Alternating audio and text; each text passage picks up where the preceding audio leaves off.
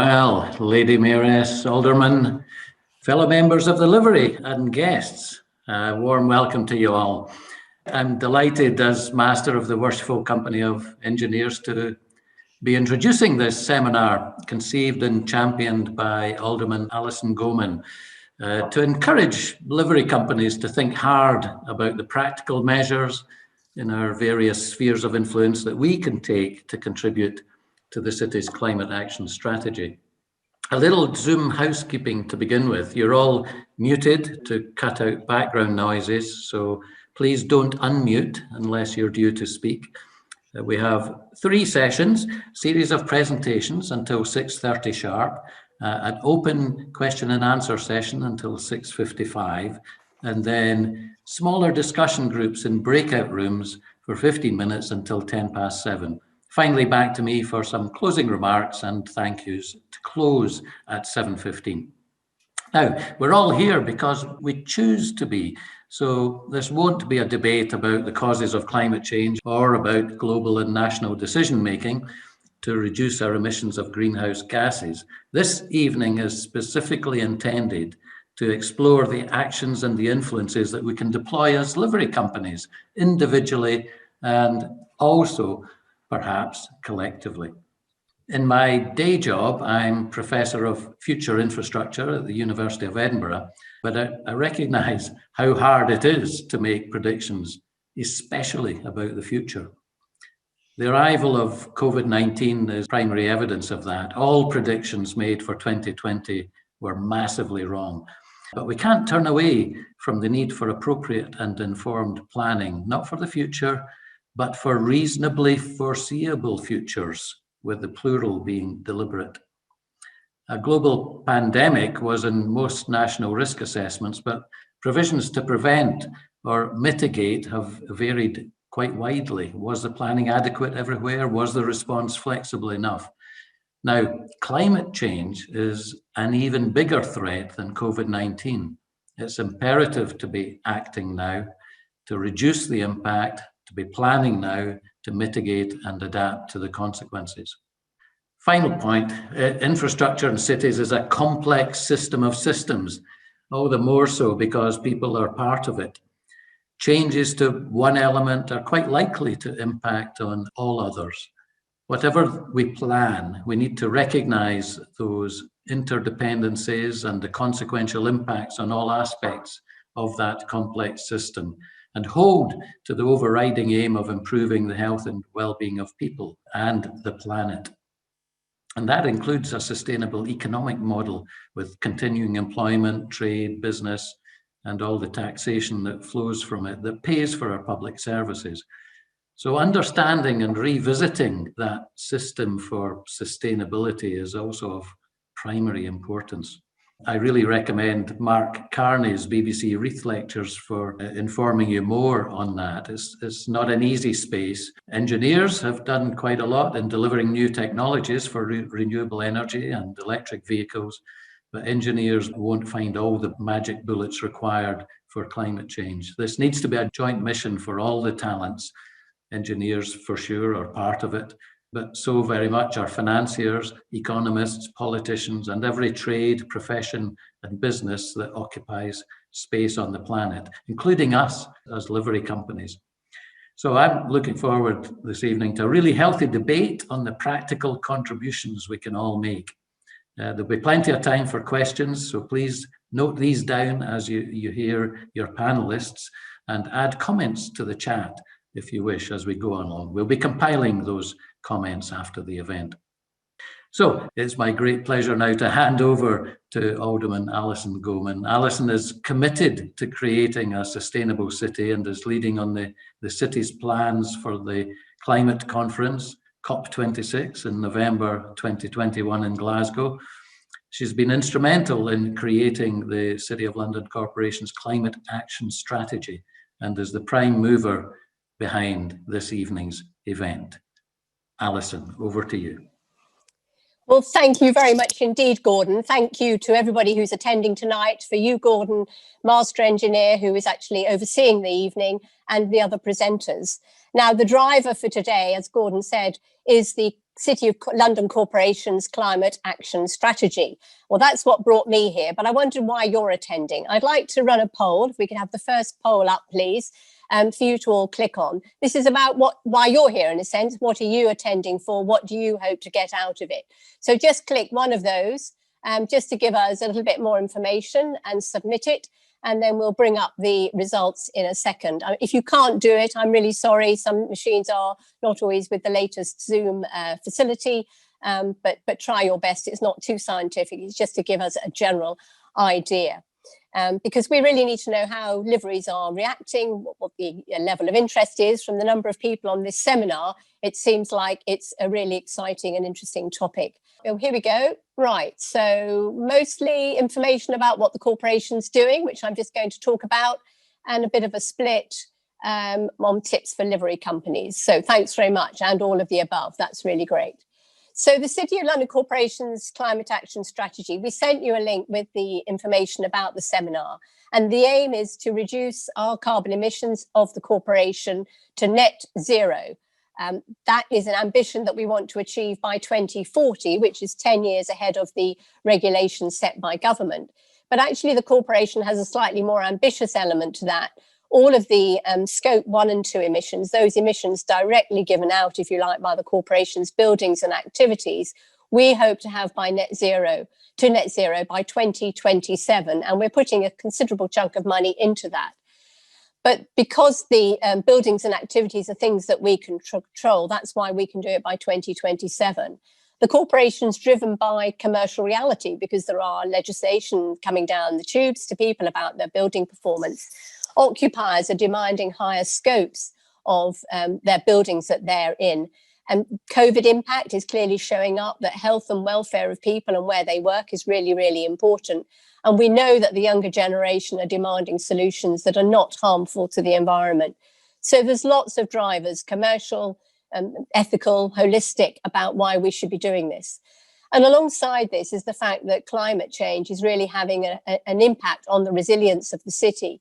So we need to take care about flooding issues, also about the heat issues, because flooding will overwhelm our sewers and heat will, kill all our vegetation and make it unbearable to walk around the streets.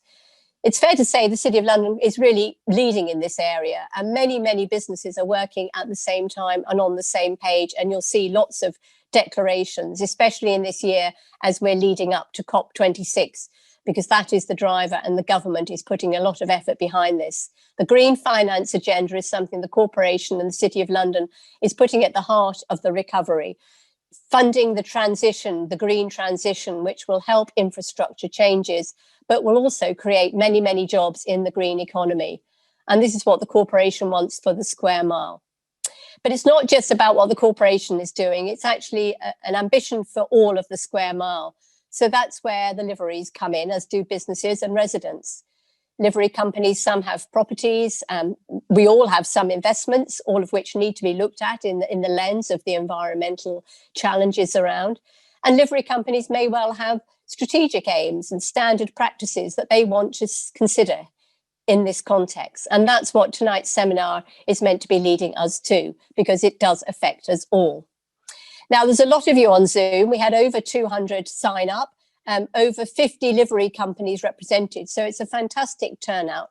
And please do add to the chat if you want to make comments, but questions will come in due course with a hand raise. So chat is for comments generally, and we do value those comments because we will keep them all and then reply to them separately, or to build them up into the information that we've got. Because what is it that livery companies want? Is it some kind of charter that we can all sign up to, or maybe helpful fact sheets and guidance, how to green your investment portfolio? Some of our trades and professions that we represent are already way ahead of this and working very hard to make sure that their own workings are very much aligned to the environmental goals, but others are a bit of a way away. So can we livery companies help our businesses? I don't know. So let me just throw up another poll, if I could, please, Becky. Oh dear, that's the phone ringing. Who'd have thought? There's another poll, please, to see whether or not your livery company has a protocol of some kind or a framework. Just a yes or no to that, or even a don't know, because probably not everybody knows how their livery company is responding. livery companies got a framework? Oh, yes, some have. More know and some don't know. Well, I'm very impressed. 13% have a protocol of some kind. Great. Let's now move over and let's move to John Clink, clerk to the Merchant Tailors, who will be our first speaker. Thank you. Thank you very much, Alderman. I've got some slides, if we could have the first one. Thank you. I find myself sandwiched between two aldermen, so I'm rather pleased this is a virtual event. What I want to do is to give you the perspective from a livery hall and to talk a bit about what we've done and where the challenges are. So where the alderman's given a really useful strategic view, I'm going to probably give you something from the next level below and what it's like at the operational level, which I hope will be helpful. So in 30 Threadneedle Street, these are some of the challenges we face. We're a very old building. We've been on the same site for 700 years. It's cold and drafty in the winter. It's hot and stuffy in the summer. And we have a footfall of around 40,000 people coming through the hall in normal years. And the expectation now in 2021 is people find themselves in an even, comfortable temperature throughout the year. And so, as I've put up there, the pressure on the company to improve its environmental footprint comes from a number of different sources, from the company itself and direction from the court as part of a long-term strategy that we're implementing, an internal drive to save money so we can give more money to charity, and on the external side, the expectation of our clients who use the hall for hospitality events that we are using green energy, that we are using local produce in our food, and that we do have a sustainability policy. We want to stay on the lists of those companies that use us. And of course, external, our reputation. We want to be a livery company that, if not wearing the yellow jersey, we are in the leading pack. Because I knew that there were a fair number of engineers tonight, I thought I couldn't present without a graph, but I'll only dance through it quickly. The lines you can see, the yellow one is electricity and the red one is gas. And the challenge here is to reduce our CO2 emissions. And so you can see the various downward points, and I'll start first with electricity. The first downward point in around 2014 was when we fitted a power optimizer and changed all our light bulbs to LED. And you can see that makes a significant downward step. In 2019, we moved to a certified 100% renewable energy supplier. And interestingly, it was at no extra cost to our previous contract. So electricity has been quite relatively easy to achieve. On the gas front, the red line, the drop down around 2011 was when we fitted condensing boilers, but you'll see that that continues to flatline up until today and out into the future. The challenges we face, I think, are, as the Alderman said, rising temperatures. The summer heat and the expectation of comfort cooling is not going away, and it's going to get more challenging. Catering is very power hungry, and so I would love to be able to switch away from gas and to go to induction or halogen in a big kitchen. But what I really need to know is, when can I budget to rip out the gas, and knowing that the electricity supply will deliver, because the existing UK power network, certainly in Threadneedle Street, is right at its limit. And it would be helpful if we could plan for 5-10 year future on when we can make that switch. And I just want to touch on a couple of other points on drainage and waste. We are in the process of installing an attenuation tank below the courtyard garden at Threadneedle Street to take some of the 1 in 100 year storm water that now comes once a month during January, February and March. That will be fine for the next 20 years or so, but I will need a longer term, or know what the longer term plan is for the wider drainage system to take this water away from the hall. And on waste, we need space to separate waste types of the hall. We're managing that. And we need to improve our in-house waste management, which at the moment is not as good as it should be. but we do at least convert our waste oil into biofuel. That's my pitch, and it's my great pleasure to hand over to Alderman Robert Hughes Penny. Thank you. John, thank you very much indeed. And if I may return the compliment and say how good it is to have a clerk leading the way. So the subject of investment management and livery companies, well, it's a huge subject to cover in just 5 minutes. So all I'm going to be able to do is just give you a few pointers. But first off, I'd just like to position it by saying that I believe capitalism is not just about making money, but it is about human flourishing in society. And that's the position in which I think all of this is grounded. And so with that, it's worth recognizing that in the last decade or so, and increasingly in the last 3 years or so, there's been a growing focus on ESG investing and investment decisions. Indeed, according to the UK Department of International Development, over 70% of people now say they want their investments to avoid harm and achieve good for people and the planet. And that, of course, probably means that 70% of livery company members want their investments and their company's investments to avoid harm and achieve good for people and the planet. Now, this is having a knock-on effect to ESG assets under management, which encouragingly are growing at something like 14% a year over the last few years. And it's also playing out in purchasing decisions, individual purchasing decisions.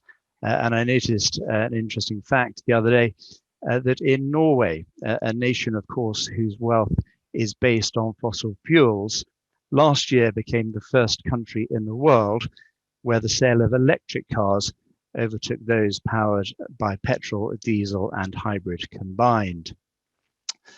It's also the likes of the regulator, the FCA, that are requiring firms to engage with their clients about their clients' ethical and environmental views. So if you haven't yet been engaged by your investment manager, expect to receive that engagement soon, because it's going to be a regulatory requirement. So what to do, I hear you ask, or what have you been doing perhaps? Well, for many, the first place to go has been avoidance, avoiding fossil fuel investment, maybe avoiding tobacco, munitions, and gambling as well. And it's estimated that over 1,200 institutions managing something like $146 trillion now exclude fossil fuels.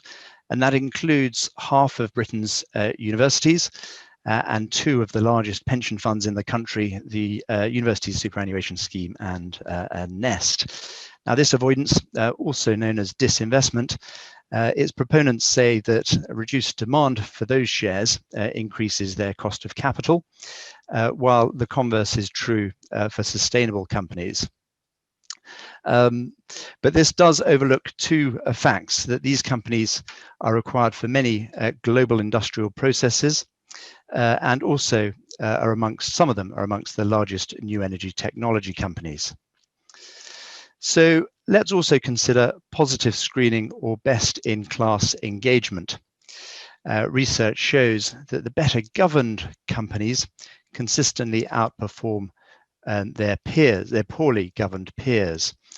Over 5 years to December 2013, Hermes research has revealed that companies with poor corporate governance underperformed in 62% of months. And similarly, research by Professor Elroy Dimpson of Judge Business School shows that engagement is much more likely to be successful if investors and large investors coordinate their efforts. Now, if you work out, if you estimate that livery companies give something like 50 billion, or the city gives something like 50 billion pounds a year away, and you capitalize that, you get something like 1.5 billion of assets under management. And I think that together, coordinating that can make a big difference in the climate arena.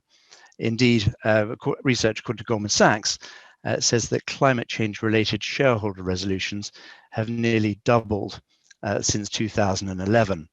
And I just wonder how many of our livery companies have actually submitted shareholder resolutions in that time. Of course, when a firm responds to engagement, its share prices also rises in the following year, so evidence tells us, and something like 8.6% for corporate governance issues and 10.5% for climate change matters. So again, just taking that £50 million of grants or the 1.5 billion of assets under management, just think about increasing that number by £5 million of grants annually. But in addition to that, we also need to think holistically. It's not just about that 10% increase.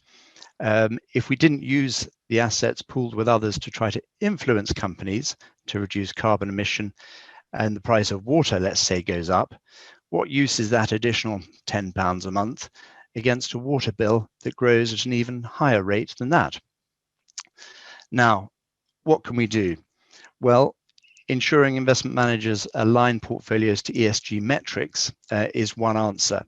Not just some vague metric, but a dashboard, what Sir Ronald Cohen describes as an impact-adjusted return, whereby a company is measured against peers in its sector, region, or global basis against ESG considerations, such as energy efficiency. And we also need to mark the trend in that ESG return for each company. But a word of warning, because there isn't yet a standard taxonomy for the sector, although encouragingly I heard it being talked about at Davos this morning. For example, the iconic Tesla, which we all know, I'm sure, is rated A by one ESG rating agency and is in the bottom 10% at another rating agency. So just by way of conclusion, I stress again that I think capitalism was originally conceived as a macro social contract with a social purpose. So we need to have an appreciation of the why we're investing. And questions that we'll be looking at in our breakout room, but if you're not in our breakout room, then you might take away yourselves back to your livery companies is, have you reviewed your investment policy statement in the last 3 years to incorporate ESG? Is there a commitment within it to align your investment portfolio with the Paris Agreement? Or is ESG considerations just tagged on to the end? Secondly, have you had your investment manager report their ESG approach to you? And have they detailed their corporate engagement to you? Thirdly, have you asked your investment manager whether he or she has taken an ESG qualification or whether he or she will be taking an ESG qualification? And finally, remembering that there's strength in numbers, could we as a livery movement combine and prepare a unified ESG investment policy statement? Thank you. And I'd now like to hand over to Anthony Bickmore. Anthony Bickmore, Upper Warden of the Wax Chandlers. Our trade is founded in beeswax and candles. And that, therefore, is a highly sustainable thing for the future. And we've always taken an interest in sustainability. So we've been interested in this for many years. But the issue of pollinator decline, which was a point which came to me, is much broader than just the honeybee. As a small livery, we're keen to work with, and we could see that we weren't going to have an enormous impact if we tackled this solely by ourselves. So from the outset, we're keen to work with other livery companies. And we invited a lot of your companies to join us for an informal lunch last February. And we had the benefit of a number of who met in our hall. And at that lunch, we had a number of companies who put their hands up, particularly the Master Gardener, who said she would very much like to work with us. But we will look forward to other people working with us. So we developed a brand called Pollinating London Together. The importance of this is that it's inclusive to everybody. It's not a wax chandlers pollinating London together. It's about how we can all work as livery. The aim of Pollinating London Together is to raise awareness of the major decline in pollinators that has taken place over the last 10 years. Pollinators are absolutely critical for food security. A third of our food, that's every third mouthful of food which we all enjoy, is reliant on the work of pollinators. Pollinating London Together is also stressing the importance of pollinators in terms of biodiversity and green spaces. So in the city, we're all used to the massive improvements in the public realm that's come with changing approach to transport in the streets, and there's new spaces being created. So those spaces can be planted to provide different sorts of environments which could help to host pollinators. They can provide places of rest and refreshment in the city, but they can also include green roofs, they can include window boxes. So there's lots of spaces which can be improved in the city and in terms of the pollinators. But many of us will also live in places where we have gardens, and changes can be done there. So what are the plans that Pollinating London's got for the current year? We've got 4 things which we're looking to do. The first one is to build the membership, which I've already referred to. The second is we're going to carry out further audits of green spaces in the city, particularly where we can, livery company gardens and green spaces. We're going to measure those, and we're going to encourage, through the incorporation of bee hotels, to encourage natural pollinators to take up residence in the city. Thirdly, we are looking to do a citizen science project, which is an educational project, which will hopefully chime with many of your livery companies' educational investment through your charity funds. And we hope to have a more formal launch in the autumn. And the Lord Mayor and Lady Mayoress have very kindly offered to host this at Mansion House. Pollinating London Together aims to be more than just worthy. We're also looking in the future to develop tasting, music, arts, and other opportunities. So please contemplate joining us in Pollinating London Together. Please join in, and that's me. I now pass over to Rob Casey, Master of the Water Conservators. Thank you. Good evening, everyone. I'm going to give an introduction of how climate change may impact the water sector and how that links with the city's climate action strategy. I'll talk both about actions to date and future possibilities. For the water sector, the key actions fall into 2 areas. Firstly, in achieving net zero emissions in areas such as energy efficiency, for example, pumping, and the use of renewable energy sources such as biogas and solar panels. Then secondly, in providing resilience to climate change, for example, flood protection, sustainable urban drainage, and water efficiency.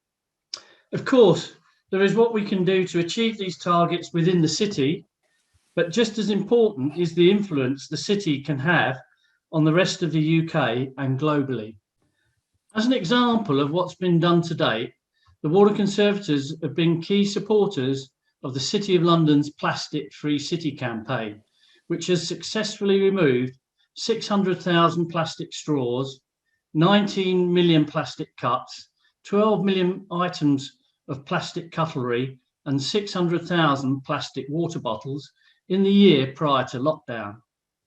Not only is that good for the environment by reducing plastic waste in the oceans, etc., but also the carbon footprint of bottled water is around 1,000 times greater than tap water. Although 83 grams of CO2 per bottle may not sound a lot, as the average Londoner buys over 3 plastic bottles of water a week, then for 500,000 city workers, that's around 7,000 tonnes of CO2 a year. At this point, I would like to introduce a poll to get your views on why we buy bottled water. So, if you have used bottled water, why did you buy it? Was it for health reasons, taste, or convenience? If you could submit your answers quite quickly, please.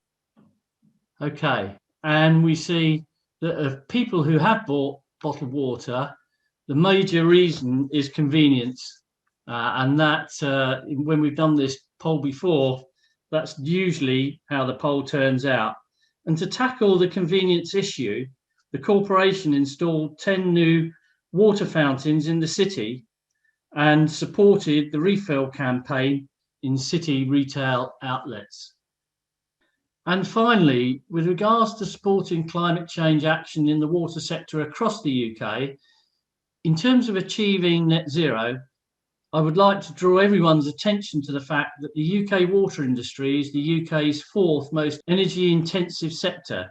It consumes 3% of the UK's electricity and generates 1% of carbon dioxide emissions. Hence, the increased use of renewable energy is key in terms of biogas, solar panels, and low energy use systems. With regards to climate change resilience, the Water Conservators are currently running a series of monthly webinars. December's focused on flood resilience, January's on water efficiency, and in February, Sir Brian Hoskins will be talking about climate change and what it could mean for the UK water sector. There are excellent opportunities for us to work with other livery companies, for example, with the fuelers on energy, the insurers on property flood resilience, the plumbers on water efficiency, and the Horners on plastic recycling. And we are also looking at the possibility of a demonstration eco house with the chartered architects.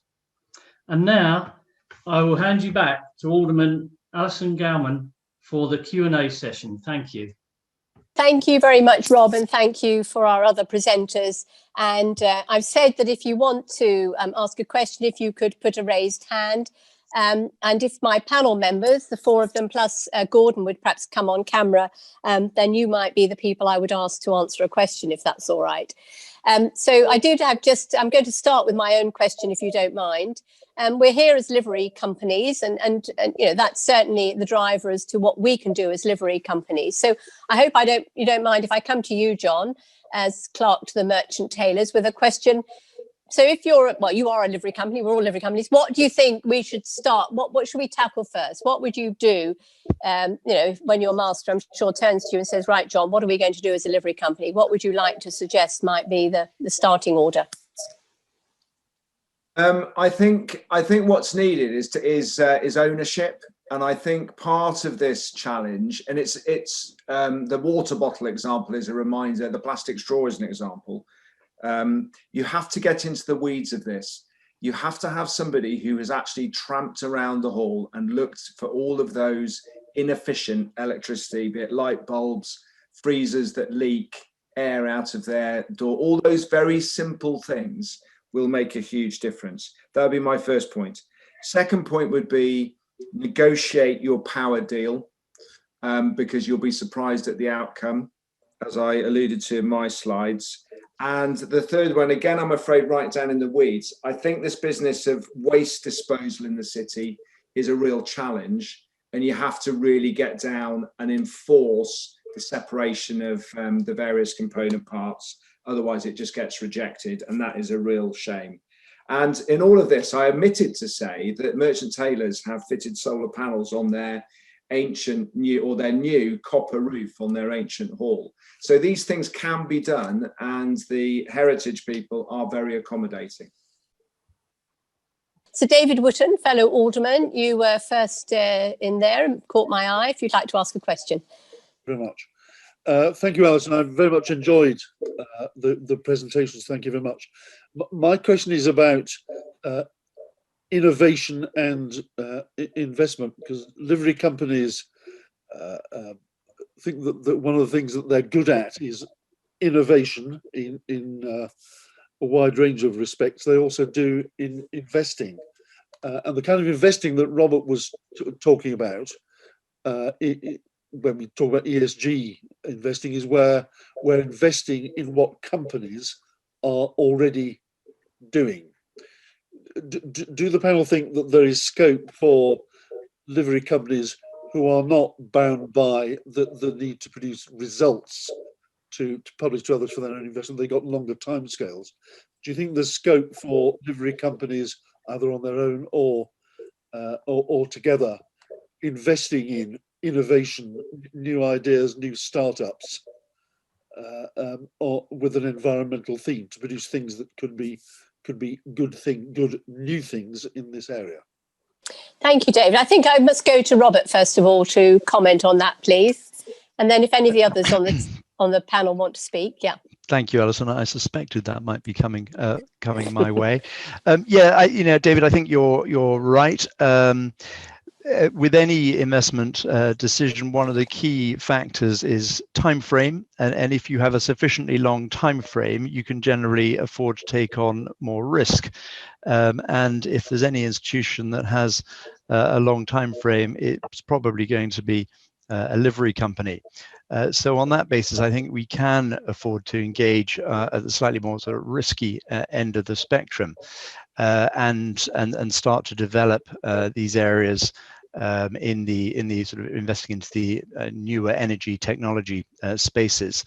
I think there's a lot of evidence that tells us that we need, that we don't actually have to give up any investment return if we are investing in these new energy technologies. And I think that's a key takeaway, and there's a lot of evidence for that over the last 2 or 3 years. But you do need to give yourself a sufficient time horizon. Interestingly, last year, I think it was, Harvard did some research around the impact of environmental performance.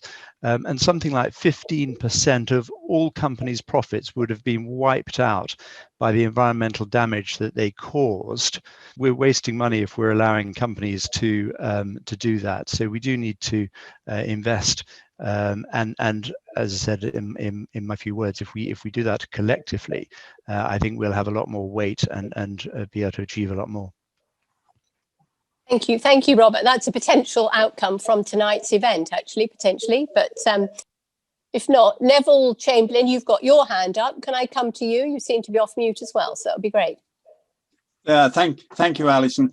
There have been several references tonight to green energy, and indeed a lot of the efforts to save carbon dioxide have involved switching to electricity. And my question to the panel is, do they, like now the government, as in their strategy paper, believe that green includes nuclear? Oh, very interesting. Okay, I don't know. Gordon, you're our engineer on this panel. I wonder whether you'd like to comment on that. Well, it is controversial because it of course is a very, very low carbon emitter, but the life cycle of a nuclear power plant, you have to consider the construction phase and also the decommissioning of it. I wouldn't go far beyond that because there are extreme views, one or the other. But if you read some of James Lovelock's work on his view on the role of nuclear towards a lower carbon planet, he's quite encouraging to it, and he's one of the most proactive of green advocates that you could imagine. Does anybody else have a view one way or the other on nuclear? We could just have a quick yes/no.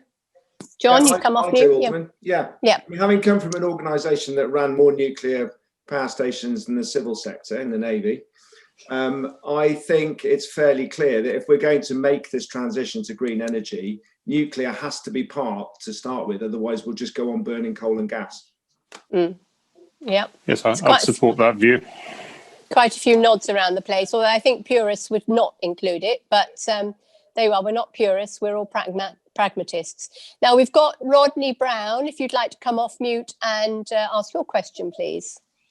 Okay, I would like to ask, are you all aware that the major petroleum companies are leading the way in finding alternative energy and resolution?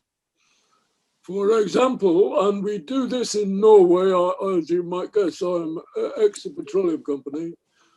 In Norway, we are working with the Norwegian government and some European governments in a method of removing CO2 from fossil fuel and putting it 2,000 meters below sea level in a cavern that we have found in the mid-Atlantic Ocean off in Norway. And the Norwegian government are working on this. Are you also aware that the energy companies are developing hydrogen fuel? Actually, Rodney, can I stop you there? Because I think I think we are aware, but it's very good for you to speak up about it. And it's very nice to hear Norway mentioned for a second time, since next week I won't be going there skiing. So it's nice to think about it.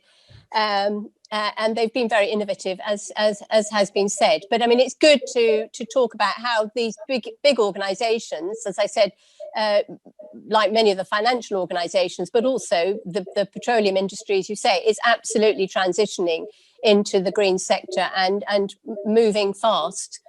And that's really, really very positive. Does anybody else want to say anything about? I mean, I think that was part of the point, Robert, you were saying we don't disinvest. We don't just say, oh, oil and gas is bad. We say, let's see what they're doing and really investigate. And I think that's what intelligent investing is all about. Yes, Alison, thank you. That was precisely the point I was alluding to, that these companies are amongst the largest new energy technology companies. If anyone wants to follow up on that Norwegian hydrogen piece, I think it was reported quite extensively in the FT a couple of days ago. So people might want to go online and have a look for that. It was an interesting article. Great, thank you very much indeed. Now I've got Fiona Wolf with her hand up. Fiona's got a great history in this area. Would you like to come off mute and come on camera even, Fiona, and we could hear your question? So it's really, I think, one for Robert. I would love to confront the several courts that I sit on with the idea that we should essentially mandate our asset managers to apply ESG factors to all our investments. I'd like to say to them, well, we're doing it because all the livery companies that I'm part of, I only have 11, David has, I don't know how many, are doing it. It's an economic thing to do. We care about sustainability. We need to be seen to be doing this, otherwise we look old-fashioned. Have you got any sort of sharp arguments for, perhaps, I mean, there are one or two courts where there are people who are not quite up to speed with this. Yeah. So tell me what to say. I've got two courts coming up, three courts in the next 2 days. Yeah. No. Well, thank you. I think there are naysayers. You're absolutely right. But I think it's let the numbers do the talking. And I would ask your court members to receive a report from your investment managers evidencing the outperformance that is available from portfolios invested with ESG criteria, and I think there's plenty of evidence that your investment managers would be only too pleased to supply you with. What's really interesting, Fiona, is that the people who've signed up for the breakout sessions, financial investment has not been the most popular, and yet that has been the subject of quite a lot of our questions now. So that's really, really interesting. I wonder whether we could actually even ask, say, the investment managers, of which Robert's the immediate past master, to draw up some, pointers for livery companies, because we are quite unusual. I mean, we're investors, but, we do have different drivers. And it might be something that the investment managers or other groups might say, let's say what the questions are, what the issues are, helping, as you say, the naysayers or those who just are, adamant or sort of ambiguous about it. Yeah. Sorry, Fiona. Well, I know. I mean, I agree. I think the numbers are the way to get people's attention. But I just wanted to tell you, I've had repeated encounters with pension fund trustees, and you say, are you uniformly applying ESG factors to all your investments? And I mean, they've got trillions under investment, and you'd be surprised the number of them who say, I don't know. Go and ask our asset managers. And the asset managers say, well, we can't do that unless we're mandated because we're evaluated on our last 3 months' performance. And people just tell us to get on with maximizing the performance. So, yeah. Fiona, I have to call a halt. We've got one more question probably before we get to our... No, thank you very much. I didn't mean to dominate. No, you didn't. It was very useful, and I think many people will be nodding behind their screens as to the issues you're raising. Andrew Kennett, I think we're maybe coming to you, Clerk to the Skinners, as our last question, possibly, with a 2-minute answer. Andrew, are you free to speak? Thanks, Alison. You will remember that I wrote to you and the Lord Mayor and a couple of others about a dilemma I face in renovating Skinner's Hall.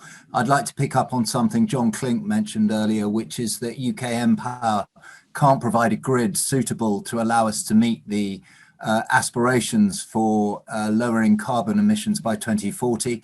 And the cost premium that it has added to our Hall project is a six-figure sum. And I find this particularly ironic, bearing in mind that I sit next to an electrified railway station in the underground at Cannon Street, overground at Cannon Street, and next door to the Bloomberg building. Is there anything that any advice anyone can offer, or can the corporation do anything to help us?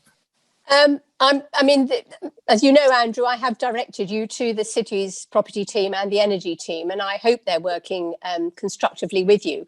I think, again, I don't know whether, Gordon, this is your area, and certainly I think your colleague, Avril MacDonald, might be able to comment on this, that, it is a national issue about access to electricity in the right places and the right kind. And Avril, I don't know if you're there to make any comment on this at all from a general national point of view, or is that a bit unfair of me to pick on you? Yeah. It's an incredibly long answer, but the point is, yes, the UK doesn't have a great deal of headroom anyway, and then each local network is very limited. So as soon as we all want to go extra green by having lots of green electricity, we end up overloading our local networks and the transformers blow. I think we need to look at alternatives. It has to be a mosaic of solutions, not a single bullet. And I'm very much along the lines of hydrogen. And remember, of course, if you do have a hydrogen feed, you can use it in a fuel cell to produce your own electricity. It is burnt for heating. So combined heat and power from a fuel cell would be worthwhile in the future. Thank you, Avril. And Gordon, I can see is nodding. The fact is the City Corporation is very well apprised of this. They are working with UKPN, UK Power Networks, for example. It has been an issue for some time about supply to all of these skyscrapers because, each one, because of the way that the whole electricity system is regulated, they can't actually put the electricity supply in until the building is built. It is crazy, but must have some good reason somewhere. So there are issues there, but the corporation is seized of that, as they are with other areas around utilities. John mentioned about sort of flooding and sewage and drainage.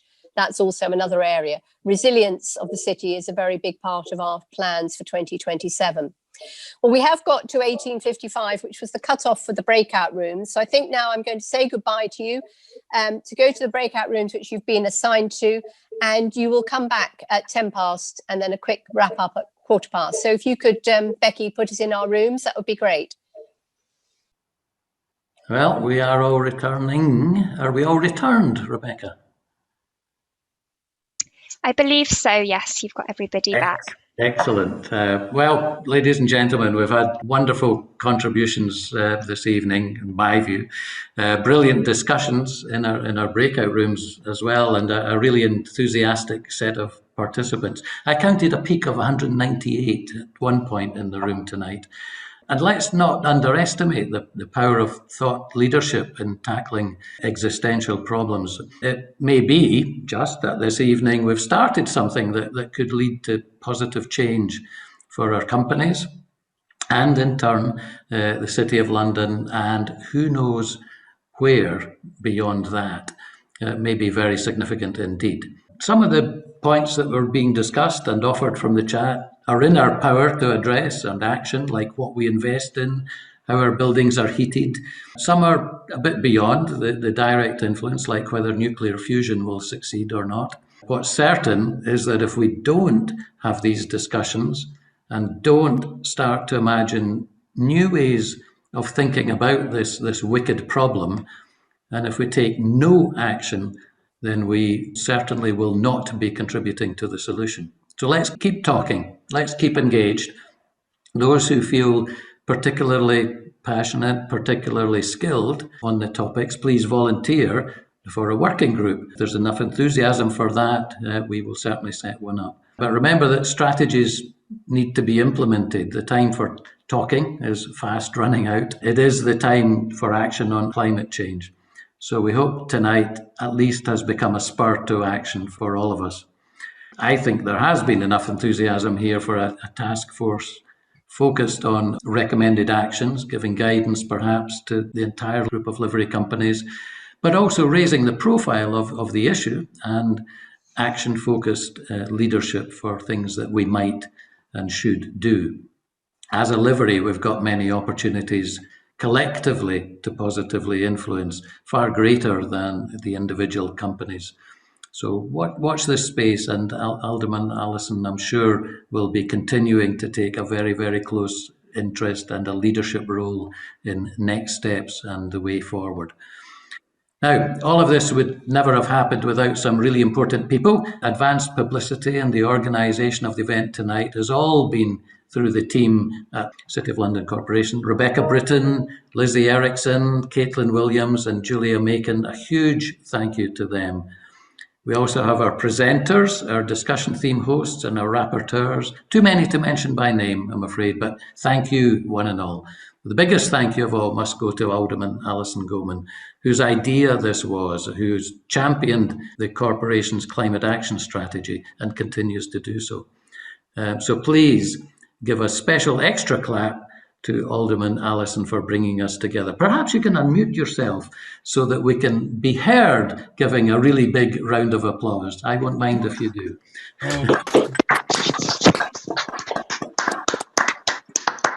And two forthcoming Zoom events, well worth drawing to your attention, we thought. The Lord Mayor's Gresham Lecture on Monday, 1st of February, Monday coming, Building Back Better, the city's role in a green-led recovery, with Mark Carney, already mentioned, Liv Garfield and Rhianne Marie Thomas. And the beauty of it being online, if there is a better alternative, is that it's pretty much unlimited, I think. Or certainly it can take more people online than it would in the physical lecture in a normal world.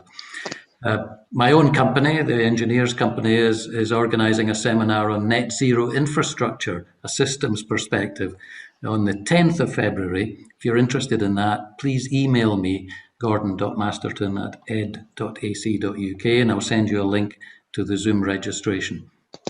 And we'd also like your feedback tonight, and we have a request already on chat for that. Please do if you have time, but we will also email you soon after the event with a more structured request for feedback. Well, please take a few minutes to give us that feedback. It does just remain for me to thank all of you for attending. Normally I'd say safe journey home, don't have to do that, it may not be very far. And in fact, in my case, I moved to another Zoom platform in 15 minutes for the Company of Engineers Burn Supper. Fortunately, you have not seen the kilt that I'm wearing below the waist. Good night, everybody. Thank you for coming.